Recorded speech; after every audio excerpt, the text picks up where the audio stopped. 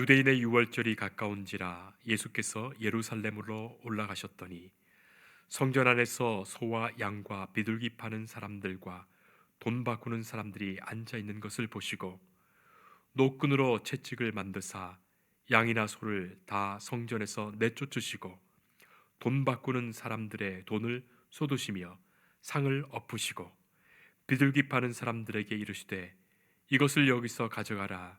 내 아버지의 집으로 장사하는 집을 만들지 말라 하시니 제자들이 성경 말씀에 주의 전을 사모하는 열심이 나를 삼키리라 한 것을 기억하더라. 이에 유대인들이 대답하여 예수께 말하기를 네가 이런 일을 행하니 무슨 표적을 우리에게 보이겠느냐. 예수께서 대답하여 이르시되 너희가 이 성전을 헐라 내가 사흘 동안에 일으키리라. 유대인들이 이르되 이 성전은 46년 동안에 지었거늘 네가 3일 동안에 일으키겠느냐 하더라. 그러나 예수는 성전된 자기 육체를 가리켜 말씀하신 것이라. 죽은 자 가운데서 살아나신 후에야 제자들이 이 말씀하신 것을 기억하고 성경과 예수께서 하신 말씀을 믿었더라. 아멘. 예수님께서 십자가에 돌아가시기 전 사순절을 우리가 맞게 됩니다. 지난 수요일부터 제수요일, 그래서 사순절 기간에 우리가 접어들게 되었습니다. 이 사순절 기간에는 예수님께서 십자가에 오르시던 그 주요 여정 속에서 십자가를 예고하신 그 말씀들을 중심으로 주일마다 말씀을 우리가 보겠습니다. 한 주간 한 주간 지나면서 이 사순절을 보내시면서 예수님 나를 위하여 십자가에 죽으셨지, 그 믿음으로 기도하며 경건히 보내는 시간들이 있으시기를 참으로 바랍니다. 오늘 말씀을 보면 예수님께서 성전을 깨끗하게 하셨어요. 그래서 소위 이 말씀을 성전 정화 사건 그렇게 부릅니다. 이 말씀이 얼마나 중요한지 마태, 마가, 누가, 요한 이렇게 네 복음서 모두에 다 나와 있는 말씀이에요. 자, 그러니 얼마나 소중한 말씀입니까?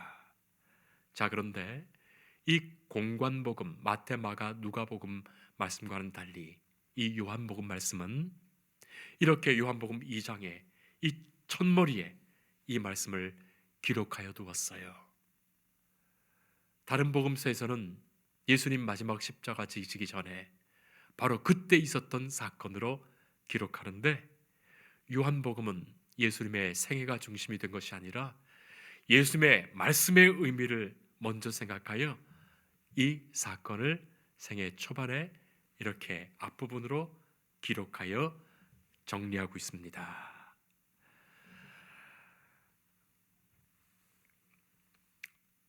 사도 요한은 말년에 100세 정도 나이가 되었을 때 반모섬에 살고 있었는데 기록에 의하면 사람들의 이제 말에 의하면 사람들이 이제 육신으로 남아 있는 예수님의 살아 있는 제자 사도 요한 만나기를 그렇게 원했고 사도 요한을 청하여서 그의 육성의 말씀 증언하는 말씀을 듣기를 원했습니다. 그래서 이 늙으신 사도를 업고 가기도 하고 또 들것에 들어서 모셔다가 설교를 들었다고는 하죠. 자, 연로한 이 사도 요한이 성도들에게 늘 설교했던 한 가지 주제가 사랑이었다고 합니다. 그래서 사랑하라, 너희는 서로 사랑하라, 그렇게 설교했다지요. 그래서 사도 요한을 우리는 사랑의 사도다 그렇게 말하지 않습니까? 자, 그런데 많은 사람들이 이제는 사도 요한이 이 세상을 떠나게 되면 어디서 주님의 말씀을 듣게 될까 하는 그 마음에서 요한에게 예수님과 있었던 그 일들을 글로 적어 주십시오 하게 되고 사도 요한이 그렇게 글로 적어 요한복음을 기록하게 되었다, 그렇게 전해지고 있습니다. 사도 요한은 많은 것을 알고 있었어요. 그래서 다른 복음서에도 없는 내용이 이 요한복음에는 많이 들어 있습니다. 그래서 요한복음 21장 25절 보면 예수께서 행하신 일이 이외에도 많으니 만일 낱낱이 기록된다면 이 세상이라도 이 기록된 책을 두기에 부족한 줄 아노라. 얼마나 위트 있는 말입니까? 예수님과 있었던 일들을 다 기록해서 두면 이 세상에 다 두더라도 부족하다. 그런 위트는 있는 말을 합니다. 그리고 사도 요한은 너희로 하여금 예수님을 믿게 하고자 합니다. 그 마음으로 이 요한복음을 기록하였고, 바로 그 마음에서 믿음을 가질 수 있도록 이 말씀들을 예수님의 생애를 중심으로 한 것이 아니라 말씀의 의미를 중심으로 기록했던 겁니다. 자, 그래서 오늘 우리가 읽은 이 말씀을 통하여 예수님의 십자가와 그 부활의 사건, 그리고 우리 각자의 마음속에 지으시는 하나님의 성전의 이야기를 들려주시는 거예요. 예수님의 모든 사역은 우리 성도들의 마음에 성전을 지으시는 사역이었고, 그 성전을 깨끗하게 하시는 역사였습니다. 예수님은 성전에 가셔서 성전을 깨끗하게 하십니다. 단순히 장사꾼들을 내보냈다는 것이 문제가 아니에요. 그 사람들이야 내일이면 이 자리에 또 올 사람들이에요. 그렇지 않습니까? 그러나 이 성전 정화의 사건이라 불리는 이 말씀은 단지 눈에 보이는 성전을 이야기하는 것이 아닙니다. 19절 말씀 보면 너희가 이 성전을 헐라 내가 사흘 동안에 일으키리라. 이 말씀 한마디가 이 성전은 눈에 보이는 이 이스라엘의 성전이 아닌 것을 알게 하시죠. 곧 십자가에 돌아가시고 사흘 만에 부활하신 예수님의 그 몸을 상징하는 말씀이에요. 사흘 후에 일으키리라. 하나님이 계신 예수님의 그 심령이, 그 몸과 마음이 하나님의 성전이었던 거예요. 예수님의 그 몸이 성전이었던 것처럼 우리 각자 믿음의 성도들이 교회되어 주님의 지체되어 주님의 몸을 이루는데 우리 각 한 사람 한 사람이 주님의 성전 되는 거예요. 꼭 기억해야 됩니다. 우리 각자가 내가 주님의 성전 되었구나. 그건 말입니다. 유대인들은 이 말을 조금도 이해하지 못합니다. 이 성전을 헐라 내가 사흘 동안 일으키리라. 이 말을 듣고서 자기들의 성전을 모독했다고 말하는 거죠.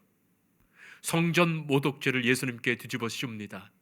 헤롯이 이 성전을 짓는데 46년이 걸렸는데 성전을 헐라고?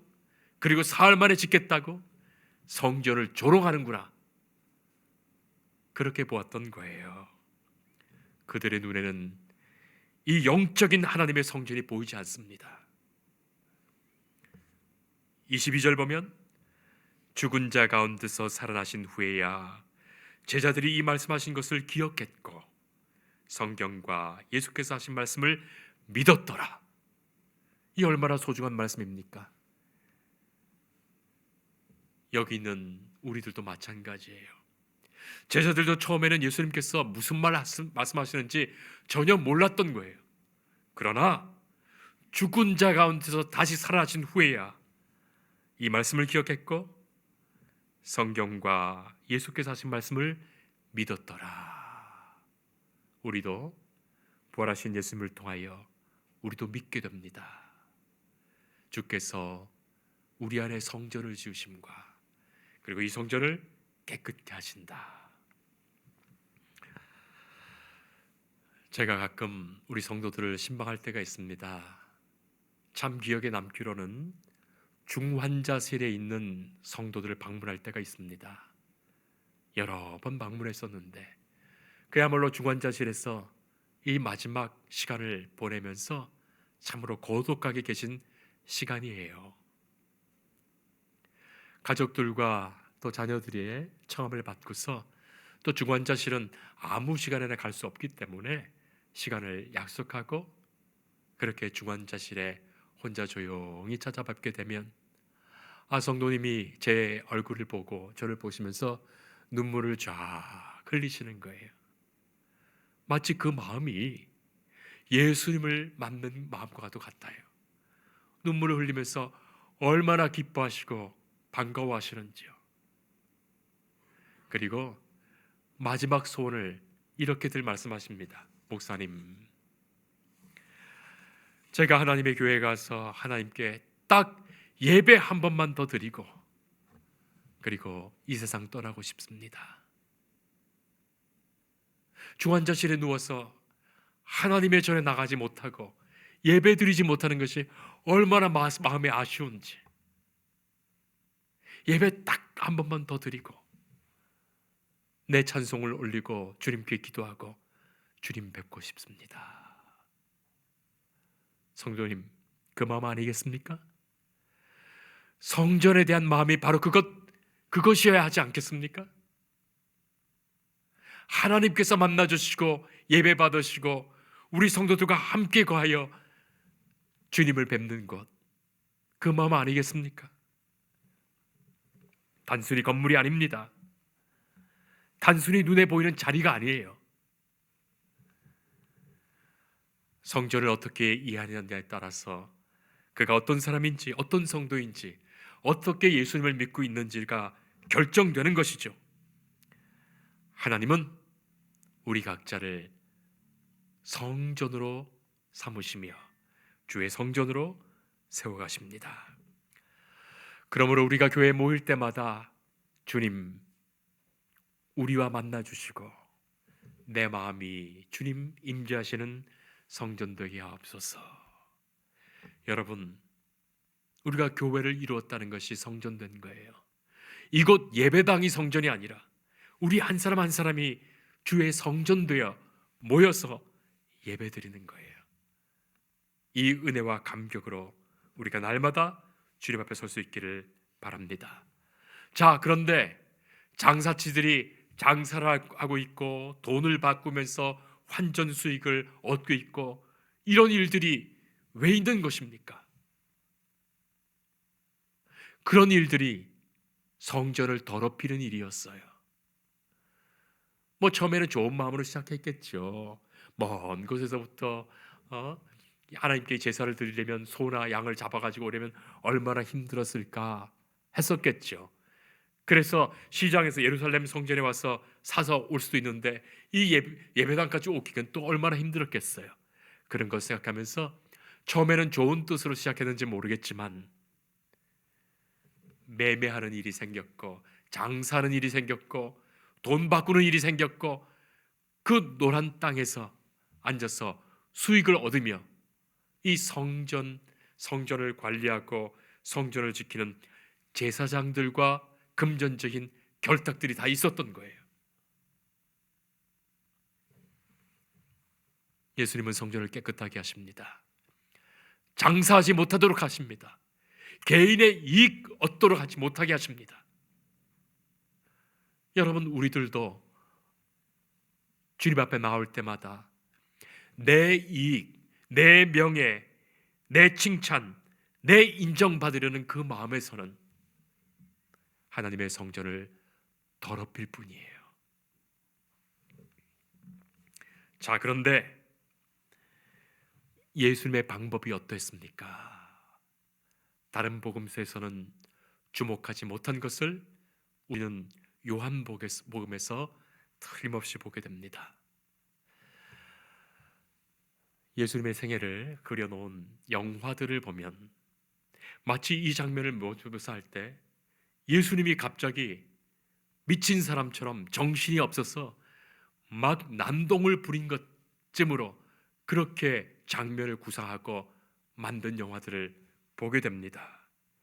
장사꾼들과 가축들을 보자마자 엄청나게 흥분하셔서 난동을 부린 것처럼 그렇게 묘사되어서 비평가들은 이렇게 성급하고 폭력적인 행동이 도리어 성전 모독죄를 얻게 만들었다고 예수님을 비난하기도 하죠. 무신론적 철학자인 버트란트 러셀 같은 경우는 이런 장면들을 예를 들면서 예수님을 믿을 수가 없다,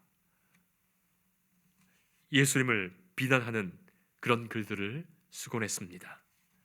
정말 그런 것이었을까요?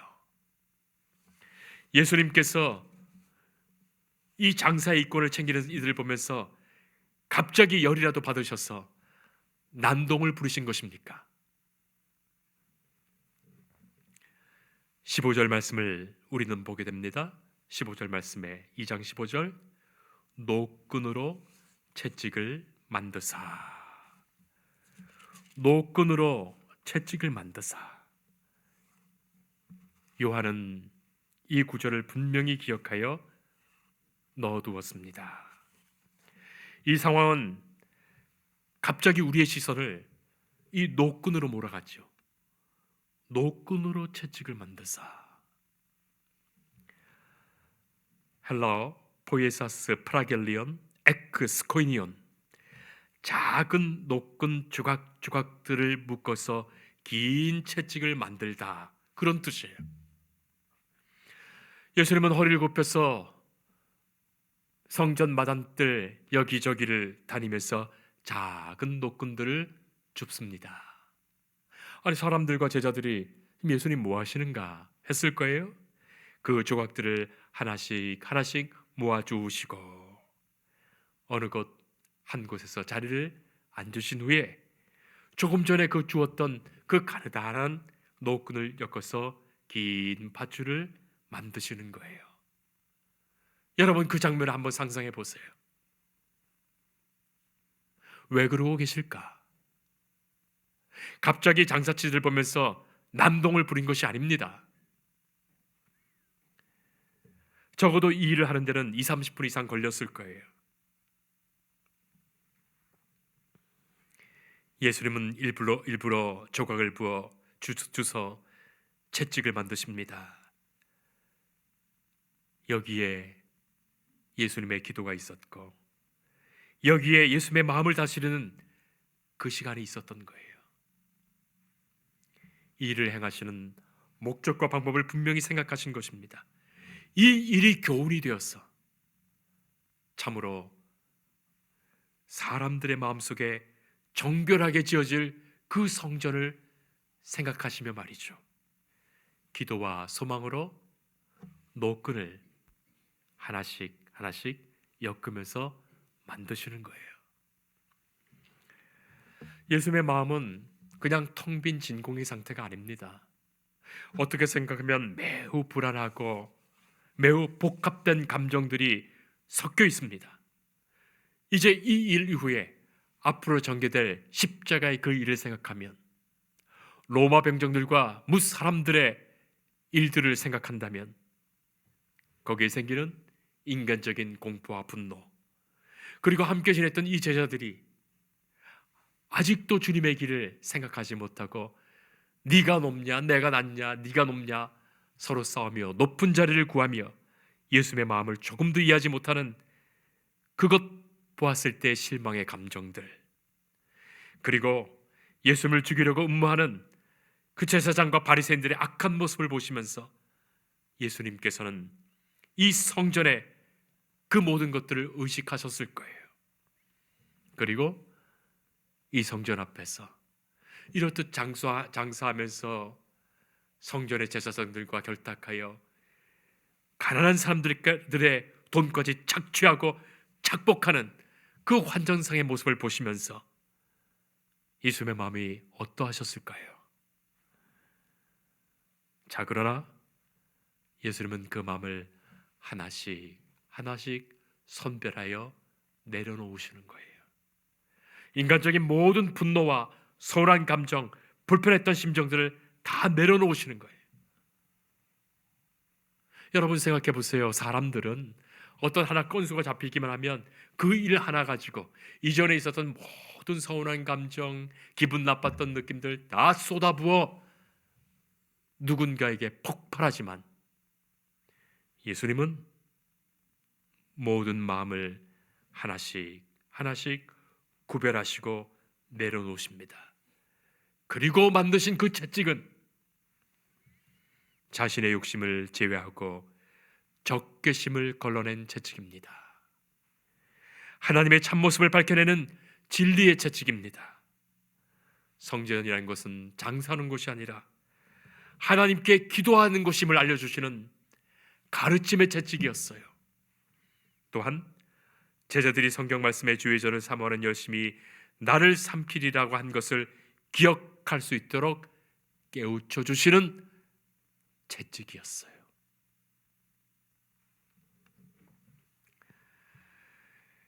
주의 전을 사모하는 열심이 나를 삼키리라.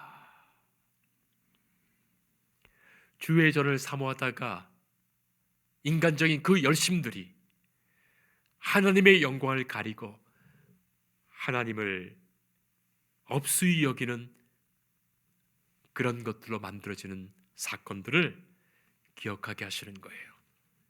성도 여러분, 하나님은 우리 마음속에 성전을 지으시는데 우리 인간적인 열심으로 그 성전을 지켜내는 것이 아닙니다. 내 욕심, 내 노력, 내 정력으로, 내 마음으로 정결한 성전을 이루어가는 것 아니에요.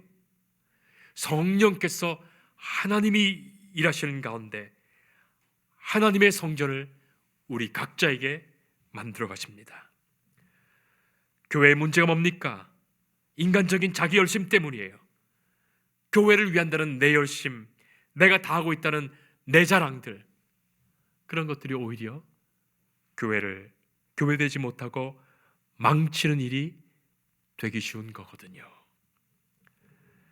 하나님의 전은 하나님의 역사가 이루어지는 곳임을, 그 하나님의 역사심으로만 교회가 교회됨을 알게 하십니다. 사랑하는 성도 여러분, 주께서는 우리 각자의 마음속에 주의 성전 지으셨어요. 우리가 이 성전을 더럽게 한다면 하나님의 영광이 머물지 못합니다. 주 성령께서 내 안에 계시지 못하는 거예요. 주께서 지으신 이 성전이 정결하도록 날마다 말씀 앞에 우리가 나아오며 주님께 깨끗이 씻어주시는 보혈의 그 역사를 통하여 정결한 심령으로 주님 앞에 아름다운 성전을 세워갈 수 있기를 바랍니다. 예수님의 십자가의 그 죽으심과 그 부활의 역사로 성전을 세우시는 그 은혜가 우리 안에 있기를 소망합니다. 기도하겠습니다. 사랑하시는 하나님, 이 시간 주께서 임재하시어 우리 마음에 찾아오시고 우리가 주의 기뻐하시는 성전으로 세워지게 하옵소서. 인간적인 어떠한 욕망이 아니라 주께서 내 안에 이루어 가시는 하나님의 나라를 보게 하옵소서. 다른 것 구하지 않으며 주의 나라를 갈망하는 중에 믿음의 열심만 갖게 하옵소서. 우리 안에 이루어 가시는 마음의 성전을 소중히 세워가며 지켜가는 주의 백성 자녀로 살게 하옵소서. 예수님 이름으로 기도드리옵나이다. 아멘.